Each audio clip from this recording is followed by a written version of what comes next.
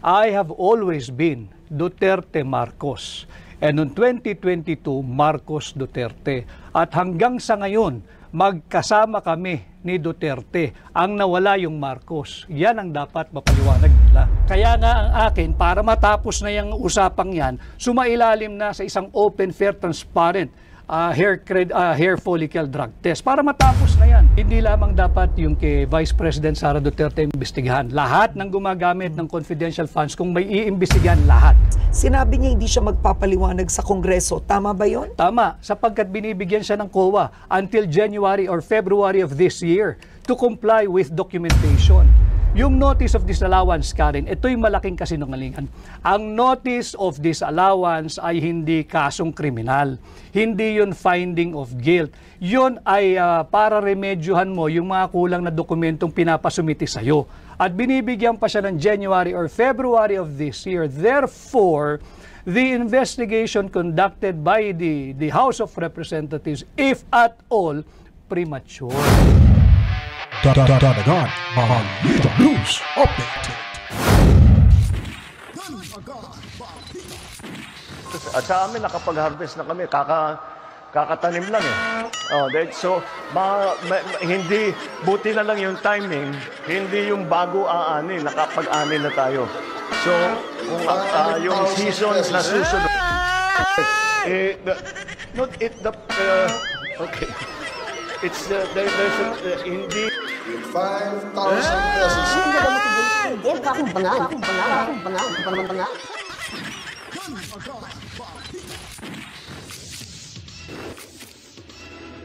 Alright, welcome back mga kabaitaan. Magandang buhay. Heto na naman ho tayo at nagbabalik mga kabaitaan.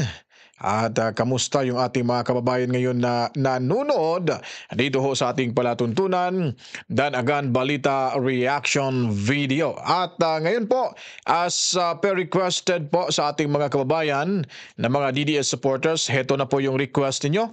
Kung may kulang ho, sabihin nyo lang sa akin kung sino pa yung hindi natin nailagay sa slideshow ho natin, yung mga senatorial candidate ho or senatorial candidate ng PDP laban mga kabalitaan. Kasama na ho yan yung ating mga party list na sinusuportahan, yung Ipanaw party list at yung Duterte Youth party list at Bisaya Youth party list mga kabalitaan.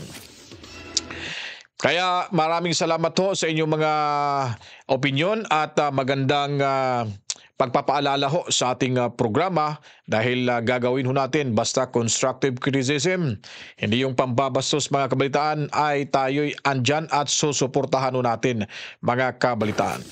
At itong si PBAM supporter, itong si Jose Cunanan ay talagang aalipustahin ho natin ito kasi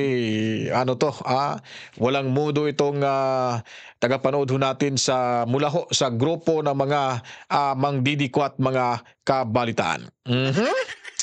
Alright, so anyways, welcome na naman ho Luzon, Visayas at Mindanao. Tayo po ngayon sama-samang papanoorin at magbibigay ho tayo ng reaksyon patungkol ho itong programa ni Karen Davila, Ang Harapan, at yung kanyang mapapanayam ngayon dito ho sa programang ito itong si Attorney Vic Rodriguez. At alam niyo po, talagang harap-harapan yung mga pagtatanong ni Karen Davila na mistulabagang may kasamang pang-aakusa ho sa ating VP Sara Duterte. At ito'y binigyang linaw naman ho ni Atty. Vic Rodriguez at supalpal ho dito si Karen Davila. So bago pa ho natin ito, pagpapatuloy, huwag niyo pong kalimutan, mag-subscribe na ho kayo at pinutin ang notification bell, like, comment at i-share niyo po ang video kung nagugustuhan niyo mga kabalitaan. At ating pakiusap lagi, huwag po ninyong i-skip yung ads natin kung mapapanood nyo ito mga kabalitaan dahil yun lamang po ang ating or inyong maibibigay contribution nyo po sa inyong lingkod sa ating munting bahay Danagan Balita Reaction Video News Update. At sa mga gustong magbigay ho ng pakulay, well, welcome ho. Walang sapilitan. Sa mga gusto lamang ho, salam sa inyo. Kung may makita kayong sign, dollar sign, pindutin nyo lang po yung super thanks. At kayo na pong pumili ho dyan sa inyong i-contribute ho sa ating munting bahay. So as ulitin ko po, walang sapilitan, kayo nang bahala. Kung meron, mas maganda. Kung wala, maganda pa rin ho. Ang importante, nakapanood at inyong mapapanood ang mga ginagawa ho nating reaction video kabalitaan. At tuloy na ho tayo, papakinggan ho natin itong panayam ni Miss Karen Davila kay Attorney Vic Rodriguez. Ito makikita nyo po sa slideshow natin dito, si Attorney Vic Rodriguez. May mga corresponding numbers na po yan kung pang ilan ho sila. 55 si Attorney Vic Rodriguez. So nung nakaraan wala ho yung mga numbers, so may nag-request sa akin na isa sa mga followers ho natin, subscribers, na kung maaari lagyan ho ng numero nila para madaling malalaman at maalala para sa pagsusulat sa balot ay agad-agad ho hindi makakalimutan kabalitaan. Makakasama natin ngayon isang personalidad na dating malapit sa Marcos administration. Ngunit ngayon, isa na siyang kritiko at sinabing tatakbo siya upang maging totoong oposisyon. Kasama natin ngayon, Attorney Vic Rodriguez. Maraming salamat. Thank you for accepting our invitation. Thank you, Karen. Magandang araw at maraming salamat sa iyong pag-imbita sa akin ngayong araw. Attorney Vic Rodriguez, when you filed your candidacy, sinabi mo na ang candidacy mo ay endorsed by former President Duterte. Anong ibig sabihin nun? Nakausap ka ba niya? Anong pinangako niya? Walang pinangako si Pangulong Duterte kung hindi ay susuportahan ako at yung kakausapin niya yung kanyang mga supporters, yung kanyang core group at upang ako'y tulungan mangampanya. And yes, may pag-uusap kami before the filing at mga 3-4 na beses kami nag-usap because initially sabi niya, Vic, tumakbo kang senador. Ako hindi ko hilig ito, Mr. President, mas magaling akong nasa likod, tutulong na lang ako. And I was expecting that he will be the one to run for senator and I will go all the way for him. Sabi ko, okay na ako, tutulong ako. But yun nga, nag-progress yung usapan and eventually, siya ay komandidatong mayor ng Davao, as we all know. So ako ang tumugon doon sa hamon na pamunuan ng tunay at maisog na oposisyon. That's why here I am now. Oo, pero ibig sabihin, si Pangulong Duterte ang nagbigay sa iyo ng idea na tumakbo kang senador? Not really idea, it's more of an encouragement from President Duterte for me to try and run for senator. And nag-uusap kami mga 4 na beses eh. And sabi ko lang sa kanya, pag-isipan ko, Mr. President. Sabi niya, sige, tama naman yan, huwag kang magmadali, pero huwag din masyadong matagal. Dahil kailangan ka ng mapakilala, dahil kilala ka naman, pero hindi bilang kandidato. Okay. Attorney Rodriguez, sumikat ka bilang spokesperson, abogado ni Pangulong Bongbong Marcos. Buong kampanya, ikaw ang kinakausap ng lahat. May libro ka nga ang nakalagay, Kingmaker. Kabilang ka behind the scenes sa campaign. Isn't this absolute betrayal from Marcos ngayon na kay Duterte ka na? Magandang tanong yan, Karen. I have always been Duterte Marcos. And noong 2022, Marcos Duterte. At hanggang sa ngayon, magkasama kami ni Duterte. Ang nawala yung Marcos. Yan ang dapat mapaliwanag nila. Kami ni Duterte magkasama pa rin hanggang ngayon. Ano ba nangyari? Hindi ka lumabas noon, hindi ka nagpaliwanag. Bilang Executive Secretary, you were the shortest Executive Secretary in history, 79 days in office. You were forced to resign, tapos hindi ka naman naging Presidential Chief of Staff. What really happened? Bakit ka natanggal? I think the shortest na naging ES ay si former ES Senator Ed Angara during the time of President Erap. Kasi abbreviated yung term ni Pangulong Estrada eh. And ako ay inappoint bilang Presidential Chief of Staff after my stint as Executive Secretary. But sa tingin ko nga noon, hindi na untenable na yung sitwasyon namin sa Malacanang. Ako hindi ko na kailangan yan. Bakit sino ba kaaway mo doon? Yung mga gustong maging Pangulo pero hindi naman binoto ng tao. Yung mga astang Pangulo, wala namang mandato. Marami ron sa Malacanang. At alam naman ng taong bayan who I'm referring to, at hindi lang isang tao yan. Kaya nga nagkakagulo ngayon ang ating bansa. But why didn't the President stand by you? Initially, tumatayo siya, tumitindig siya sa aking panig. Pero eventually, bumigay, wala na tayong magagawa ron. And even before I assumed the position of Executive Secretary, Karen, hindi ito alam ng taong bayan. Alam ito ni Bongbong Marcos. Ilang beses ako nagsabi, hindi ko kailangan yan, okay na ako. I don't need that. Pero sabi niya, hindi, samahan mo ko. Pinaghirapan natin dalawa ito at gusto kong patakbuhin mo yung aking tanggapan kagaya ng pagpapatakbo mo nung kampanya. So, nandoon yung tiwala. Presidente na yan eh. Hindi naman lahat napapagkatiwalaan ng presidente. So, sige, tinanggap ko yung hamon. Pero as we go along, sabi ko, hindi ko kailangan ito, Mr. President. Exit na ako. Okay ako. Okay ako. Huwag mo akong problemahin. Ayos ako. That is why, even in the commission on appointments, kinakailangan nilang sumulat sa akin. Hinihingi yung documents ko. At yun, nag-meeting din kami ni Bongbong Marcos doon sa kanyang private office. Sabi niya, ba't wala kang dokumento? Hindi ako upo dyan. Hindi ako magpapa sa ilalim sa CA. Ambush yan. But why did you become a critic of the president? Pwede namang nag-resign ka, tumahimik si Attorney Vic Rodriguez, sinaportahan mo on the side, bakit ngayon napaka-active critic mo? Ang sinasabi ng ilan, porket wala lang sa posisyon, eto na siya, kritiko na. Hindi ko kailangan ng posisyon, Karen. Ako nga yung lumayo sa posisyon eh. Tanungin mo ang sambayan ng Pilipino. Ilan ang kayang gumawa ng ginawa ko? I walk away from being DES. Meron akong appointment as the Presidential Chief of Staff. Meron ba talaga yun? Meron, nasa libro ko. Because sinabi nila na walang ganun. Hindi, pirmado ni Bongbong Marcos yun. Alam niya yun. Kaharap nung pinirmahan niya, inabot niya sa akin si Naida Angping na ginawa kong PMS Secretary. Si Anton Lagdameo kaharapan. At yung maraming PSG. Pirmado yun. Sa akin ang original hanggang ngayon. At ready ako ipakita yan kahit So, saang forum. why did you have to be a critic? Yun ang tanong ng ilan. Sapagkat nakakaya ka rin eh. Ikaw na rin nagsabi, ako lahat ang kinakausap ng tao. Ako yung nakaharap, mukha ko yung nandoon, salita ko yung nandoon. Tapos iba na ginagawa nung taong ikinampanya ko ng mabuti at tinangkilik naman ng tao. Hindi ito yung aming pinag-usapan. Hindi yung ganitong uri ng pamumuno ang aming napag-usapan.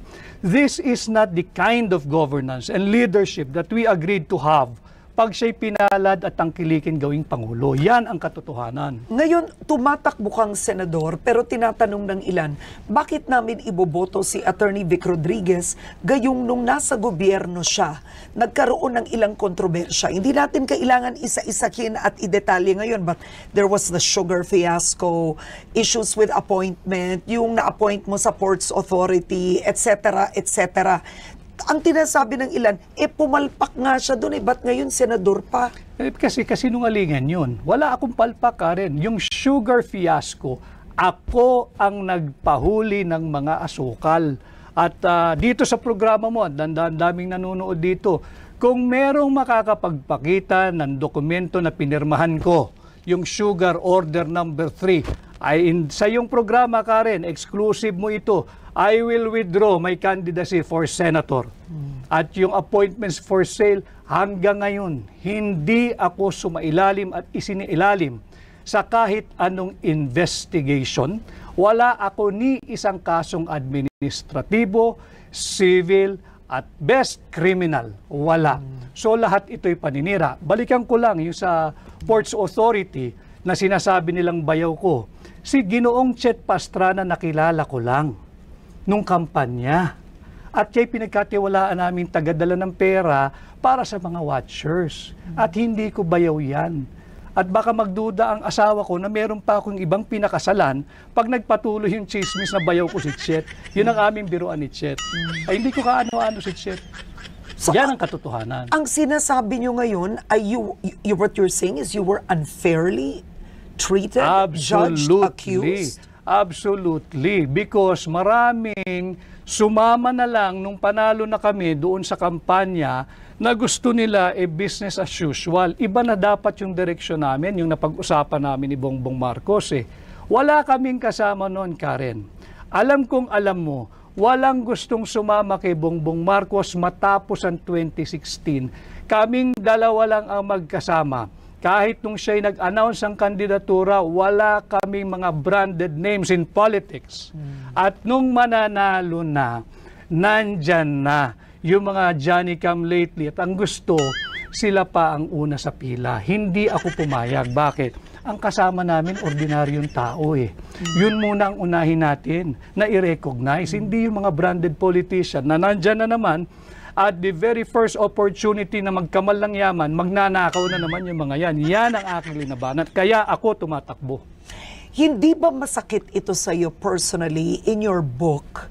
Sinulat mo doon na namatay ang iyong nanay.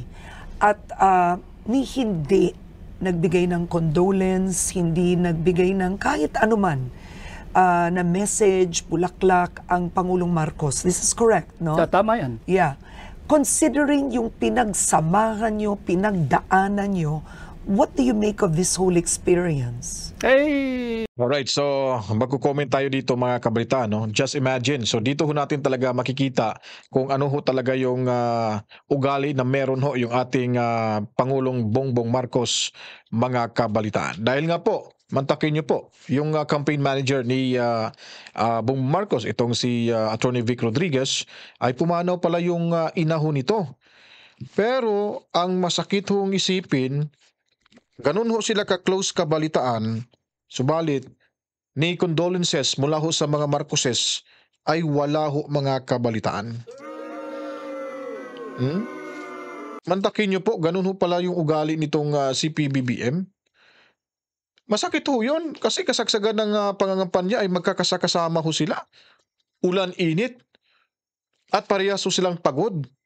Tapos nung namatay yung ina ni Attorney Vic Rodriguez, ay hindi naman lang nakikiramay. So ano bang sasabihin ho sa pamilya Rodriguez? Di ba nakakasama ng loob? Hindi na pala natin ipagkakaila or sabihin na lang natin na hindi na tayo magtataka kung paano ho nila ngayon binastos Inday Sara Duterte. Nabastos na nga itong si Vic Rodriguez na sila yung magkakasama. Hindi man nagkikiramay no, namatay yung ina nito, lalo na pa kaya itong si Inday Sara na nagkakilala lang ho sila nung ito ay niligawan nila si Inday Sara para ho magkakasama ho sila, tandem sila sa bagong Pilipinas. So, ibig sabihin nun ito, gawain na pala nito ni PBBM. Ako naniniwala ho talaga ako sa kasabihan na sell someone down the river. So yun po yung ginagawa ho nila Hindi ho sila mag-iisip kung sinong tao yung masasaktan, masasagasaan ho nila, maapakan yung karapatan, basta makuha lang ho yung gusto ho nila. Wala na ho silang pakialam doon. So talagang yung magpinsang tamba at itong si PBBM ay napaka-traidor pala itong mga politiko, mga kabalitaan. So ito na, makikita na ho natin si Attorney Vic Rodriguez ay nagsasabi ho dito. Ebidensya ho natin to. Nagawa niya kay Vic Rodriguez, ba't hindi niya magawa kay Inday Sara Duterte? Kaano-ano ba sila? Di po ba? Yun po yung logic dyan, mga kabalitaan. Masakit talaga yun. Dahil tinuring mong kaibigan inakay mo, magkasama kayo doon sa isang bahagi ng buhay niyang napakadilim. At hanggang sa dahan-dahan ay nakikita namin na pasikat ng araw kami magkasama. At nung dumating sa puntong mababa na punto ng aking buhay, dahil nanay ko yun niho, wala kang narinig, masakit yun. At hindi ko hahangarin na mangyari sa kanya o kung kanino man yung eksperyensya kong yun at naramdaman kong yun. But how angry are you? Because I'll be honest, you attended the rally in Tagum City. Tinawag ni Pangulong Duterte na bangag si Pangulong Marcos. Nandun ka, nakaupo ka doon. Bakit kailangang nandun ka? Bakit?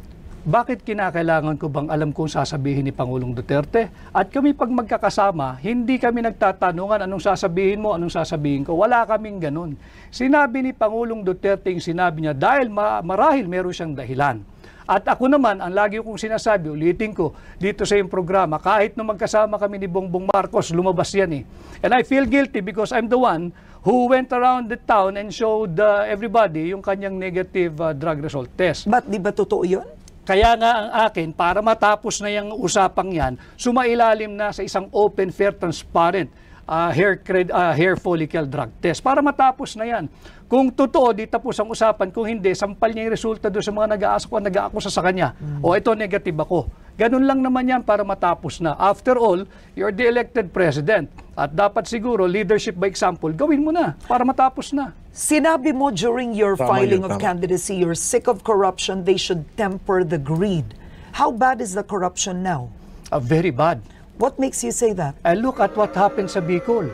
200 inosenteng Pilipino patay dahil ninakaw yung flood control funds. Hindi katanggap-tanggap yun. Hindi Ninakaw katanggap-tanggap pala? yun, Karen. Dapat yung nakapagpasko, kagaya nating dalawa, kagaya ng maraming Pilipino kasama pamilya, patay. O paano gagawin natin doon? Sorry? Hindi sila nag-sorry. Patay yun dahil ninakaw. Yung flood control funds. Nasaan yung 5,500 flood control programs? Yan ang dapat natin pinag-uusapan. Yan ang dapat iniimbestigahan, hindi yung kung ano-ano. Pagkukulang ba ito ng Pangulo? O siyempre, siya Pangulo eh. Siya Pangulo eh. At sa kanyang termino, magdadalawang taon pa lamang, ay 500 billion pesos na ang sinabing nagasta sa flood control programs. Nasaan? Nasaan? Yung sa Bicol na nalubog, bilyong-bilyong piso yun. Bakit nalubog? Okay. Ngayon, hindi lang yun ang isyong pag-uusapan natin. Marami pang may init na usapin ng ating bansa at nais naming malaman ang pananaw nyo at paninindigan. May 10 tanong dito sa harapan nyo. Pumili kayo ng 5, tapos ibibigay nyo sa akin. Susubukan natin sa loob ng 6 na minuto. Sasagutin nyo to. Okay, I have to choose the 5 now. You know, choose one and give it to me. Okay. One first. Okay. All right. Ano ang masasabi mo sa paggamit ng confidential funds ni Vice President Sara Duterte? Hindi lamang dapat yung kay Vice President Sara Duterte imbestigahan. Lahat ng gumagamit ng confidential funds, kung may iimbestigahan, lahat. Pero hindi pwedeng isa ang lang. tanong is about Sara Duterte. Yung paggastos niya ng confidential funds, sinabi niya hindi siya magpapaliwanag sa Kongreso. Tama ba yun? Tama, sapagkat binibigyan siya ng COA until January or February of this year to comply with documentation. Yung notice of disallowance, Karen, ito'y malaking kasinungalingan. Ang notice of disallowance ay hindi kasong kriminal. Hindi yun finding of guilt. Yun ay para remedyohan mo yung mga kulang na dokumentong pinapasumiti sa'yo. At binibigyan pa siya ng January or February of this year. Therefore, the investigation conducted by the House of Representatives, if at all, premature. Huwag mong pangunahan ng COA. Constitutional duty ng COA yan. Article 9, Paragraph D, Section 3. So, Attorney, naniniwala kang walang maling paggamit si Vice President Sara Duterte sa confidential funds? Hindi pa dapat husgahan dahil meron pa siyang period to comply. So lahat ito premature. Let COA do its job. Huwag pakialaman ng Kongreso yung trabaho ng COA because it is not the core function of Congress to do the function of COA. Okay, next. Okay, next question. Pabor ka ba na gawing legal ang divorce sa Pilipinas? Hindi ako komportable diyan sa pagpapalegal ng gagawing legal ang O divorce. bakit? Ayaw mo yung salitang divorce? Sapagkat nandyan na yung annulment at yung legal separation. At sa tingin ko, sapat na yan. At again, on constitutional ground, mahirap naman basta lang tayong susuong sa divorce bill dahil malinaw na kinikilala ng ating saligang batas, Article 2, Section 12 of the Constitution. Pinapalakas kinikilala ang pagiging sagrado ng pamilya. In fact, it is treated as the basic autonomous social institution na dapat palakasin. So on constitutional ground, may reservation ako sa divorce bill. Next. Yan. Okay. Paano mapapahusay ang kalidad ng edukasyon ng Pilipinas? O siguro ang tanong na lang, magkomento ka sa edukasyon ng Pilipinas ngayon at sa pagbawas ng budget. Kulelat tayo, di ba? Kulelat tayo sa math, sa reading, sa science, at sa spelling. Tapos binawasan pa ni Bongbong Marcos ang 12 billion. Lalo tayong malulubog. We are not using our public money to do proper public investment. So maling-mali na bawasan mo ng 12 billion pesos ang Department of Education at isang kalang mo ang kinabukasan ng kabataang Pilipino, unahin mo ang ayuda ng mga mambabatas. Yan, maling-mali yan. Ang tanong ko sa iyo, kung naging senador ka, anong gagawin mo? What legislation will you do? I will work on amending the plunder law. Ibababa ko yung threshold ng plunder from 50 million to 5 million. At pag nagawa ko yan, Baka lahat makulong na. hindi lang yan, Karen. Pag nagawa ko yan, ibabalik ko ang death penalty. Yun ang kaparusahan. Sapagkat higit pa sa heinous crime ang pagnanakaw. So ang plunder para sa iyo 5 million pesos tas death penalty. Yes. Okay. Dahil ang pagnanakaw ay pag nanakaw kahit magkano pang halaga yan. At singit ko lang, kahit sa banal na kasulatan, ang nakalagay lang doon, thou shall not steal, period. Hindi sinabing thou shall not steal ng more than 50 million. So wag nating paguluhin ang buhay natin, wag kang magnakaw, period. Alright, next. O ito, matindi to mga kabaitaan. Ano kayo masasabi dyan sa mayabang kapulungan? Ha? Kung talagang may sakatuparan ho at manalo itong si Attorney Vic Rodriguez na amindahan yung tawag yung plunder at ibalik yung death penalty, ay talagang yun po ang kailangan ho sa bansa ho natin. Dahil nga po, kung ayaw ho nila ng, kasi pag may napatay na mga kriminal o mga politiko, ang sinasabing may extrajudicial killings, ba't hindi na lang ho natin talaga totoo na ibalik itong death penalty? Ba't ho ba matatakot sa death penalty kung wala ka naman palang ginagawa? Ang karamihang nag-uuposo rito at hindi ho pumapayag, ay yun po yung mga taong may ginagawang katiwalian sa gobyerno. Diyan sa mayabang kapulungan ay talagang 80% ho ay tatamaan ho sila dito pag naisakatuparan na ituloy at naging batas muli yung death penalty, mga kabalitaan. Marami ho talagang makikinabang ho nito kasi nga yung pera ng pondo ng gobyerno ay diyan ho hindi magagalaw at magagamit mapapakinabangan pa sa mga kababayan nating mahihirap, mga kabalitaan. O tingnan niyo yung mga opisyalis ho diyan. O magkano labang sinasahod ng mga kongresista? Nako, bumibili pa ng bulletproof na van o ano pa yung mga sasakyan, may mga relo pang milyon-milyon yung halaga. Ang dadami, may mga lupain pa. Yun lang yung sinasahod nila. Tapos naging instant bilyonaryo na. O ano bang saan ba sila kumukuha agad ng ganun kalaking makikita mo sa kanilang salin?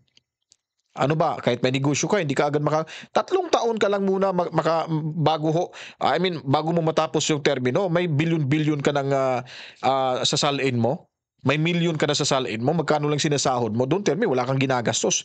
Don't tell me libre yung pagkain mo sa araw-araw kung ikaw bilang opisyal pala o nakaupong opisyal sa kamara. At sabi na nga dito, may nakawan talagang nangyari dyan sa kamara, mga kabalitaan. Si Atty. Vic Rodriguez na ang nagsasabi dito, mga kabalitaan. Ay, nagalaw ko to. Pumili okay. ka ng iba. Here. Yan, okay. Alright, eto. Sa issue ng West Philippine Sea, tama ba ang ginagawang pivot ng administrasyon sa US mula sa China? Hindi ako sang-ayon. Sa pagkatatandaan natin, at nandito naman yung team mo, suriin ninyo yung naging pahayag ni Bongbong Marcos noong 2022 SONA. Nung sinabi niya as regards our standing in the community of nations, that we shall be friend to all and an enemy to none. Nag-pivot ka na. Andito na tayo, kaaway na natin ang China dahil we're pursuing hindi na independent foreign policy, kundi interest na ng Estados Unidos ito with the proliferation of US military bases. Yang EDCA yan, US military bases yan But that's not a US military base. EDCA is not. No, they call it EDCA, pero nandoon na yung mga Article 18, Section 25 of the Constitution. No foreign bases, troops and installation. Anong tawag natin sa EDCA? Andun ang tropa nila, nandun ang base, nandun ang armas, nandun ang bomba, nandun ang missile. But that is essentially US military bases. And yun ang sinasabi ho natin dito, mga kabalitaan, di ba? Nung kahapon nag-live ho tayo. Ito po yung punto din ni Atty. Vic Rodriguez na ayun na, naka-install lahat yung mga bala, mga missiles, yung gamit pang digma, at kung ano-ano pa, lalo na dyan sa Ilocos, napakadami ho ang maapektuhan pag talagang gigirahin ho tayo ng China. Dahil tayo sa Pilipinas ay gagamitin lamang ho ng mga Amerikano na kung saan ay sila ang makikinabang ho dito. Okay sana kung magkagirahan sa bansang Amerika. Tapos mga Pilipino pumupunta doon mga sundalo para kampihan ho yung mga sundalong Amerikano. Paano po tayo gigirahin nila? Tapos, anong masisira? Yung mga properties, mga kahimanan natin, lahat ng mga tawag nun, yung sovereignty ho natin, wala na, mawawasak na mga kabalitaan, di po ba? So, yun po. At kailangan mag-doble ingat ho tayo dito, kabalitaan. Even the Supreme Court said EDCA is constitutional. pero nandirito na sila, Karen. Basahin natin ang Article 18, Section 25. I will not argue with the Supreme Court. I'm a member of the bar. Pero hindi naman lahat ng desisyon ng Supreme Court ay sinasang-ayunan ko. At marami din silang naging desisyon ng araw na binago rin nila paglipas ng panahon. Baka sakali, ganun din ang mangyari dito. Okay. Kasi sinabi mo, in one of your speeches, you said, dapat ihintunaan ng administrasyong ito yung belligerent rhetoric niya Yes. when it comes to the West Yes. Philippine Sea. Yes. Because we're putting our Filipinos in harm's way na nandoon sa teritoryo ng China. Yung Pilipino sa Macau, yung Pilipino sa Hong Kong, yung Pilipino sa mainland China, paano pag nagkaroon ng retaliation? Hindi yung gobyerno ng China, they will not do that. Yung mga Chinese doon, kawawa ang Pilipino, sino mananagot? Pero attorney, basang-ayon ka sa pag-handle ni Pangulong Duterte sa West Philippine No, Sea? ang sinasabi ko, let us diffuse and de-escalate the tension. Huwag nating silaban. Sapagkat yung ginagawa ng mga matatapang na nagsasalita dyan sa gobyerno, that is even punishable under RPC Article 118, Karen. Okay. Alright. Bawal yan. Ang dami ko pa kasi gusto itanong sa inyo eh. Ayoko matapos itong 20 minutes. Kaya pa ba isa muna? Oh, here. Kaya pa ba isa? Very quickly lang. Eto, mabilis dapat. Solusyon sa mataas na presyo ng bilihin. Kampanya ni BBM, nandun ka. Sabi nyo, ibababa nyo bigas. 20 pesos Wala kada na ako kilo. dun eh. Wala na ako dun. Kasalanan niya yan. Sapagkat yung budget, sinimulan natin sa budget, talagang inflationary yung budget. Hindi ito developmental budget na dapat sinusulong ng lahat ng Pangulo. Dapat, para malabanan natin yung pagtaas ng presyo, magsimula sa gobyerno. Belt tightening, austerity program, and fiscal discipline. Dapat wag tayong gumastos ng higit sa kinikita ng gobyerno. Parang budgeting mo lang yan sa bahay, Karen. You do not spend more than what you earn. Okay. Dapat ba ma-impeach si Vice President Sara Duterte? Pakita muna nila yung ebidensya at hayaan natin yung mga senator judges mag-appreciate ng ebidensya kung sakasakaling tumuloy yan. Okay. Last words. Bakit dapat iboto si Attorney Vic Rodriguez? Sapagkat ako'y lalaban sa korupsyon. At alam ko kung paano labanan ito, aamyendahan ko yung plunder law at pag naamyendahan ko yan, ibabalik ko ang death penalty. Sapagkat pagod na ang sambayan ng Pilipino sa korupsyon at nakita natin kung saan patungo ang ating bansa. Kawawa naman tayo. At yan Alright, so yun, dito nagtapuso itong panayam ni Karen Davila kay Atty. Vic Rodriguez. Kaya huwag niyo pong kalimutan mga kabitaan sa darating na halalan, midterm election 2025, si Atty. Vic Rodriguez ay iboto natin, iluklok natin sa Senado. Nakakatulong, malaki hong maitutulong, maiambago sa ating bansa. Una, abogado siya, sobrang napakatalino at siya ang isa sa mga dahilan kaya ito nanalo si BBM sa kanyang estratehiya para ibenta maliban sa boto ni Inday Sara Duterte. At malamang siya rin nakakatulong na nainganyo niya si Inday Sara Duterte para mag-tandem yung Marcos at Duterte, tandem mga kabalitaan. So ngayon po, napanood nyo na, kayo na pong bahalang humusga. I-comment nyo po sa baba kung ano po yung masasabi nyo dyan. At ito, ipapakita ko niya si Atty. Rodriguez ay number 55 sa balota mga kabalitaan. So, kayo na pong bahalang humusga. Bibigay ko na sa inyo yung comment section natin. Mag-discussan tayo dyan. Labasan tayo ng opinion natin patungkol sa mga sinasabi ni Attorney Vic Rodriguez na senatorial candidate na sinusuportahan ni former President Rodrigo Roa Duterte, number 55 sa balota mga kabalitaan. Ako po'y magpapaalam na. Maraming salamat sa inyo. Sa susunod na mga oras at araw, tayo magkikita muli dito sa ating munting bahay, ang Danagan Balita Reaction Video. Huwag po kayong umalis dito na hindi kayo nakapag-comment. Tapusin niyo pong panonood at mag-like, mag-subscribe at pinutin ang notification bell. Then i-share niyo pong video ito mga kabalitaan. At the same time mga kabalitaan, huwag niyo pong i-skip yung ads natin na inyong mapapanood sa video ito. Pero kung wish nyo lang na magpakulay sa bahay natin, pindutin nyo lang po yung $sign dyan sa taas sa comment section. Makikita nyo na at maraming salamat sa lahat na mga sumusuporta sa ating munting bahay. Ako magpapaalam na po. To God be the glory. Mama, chip chip. Peace out.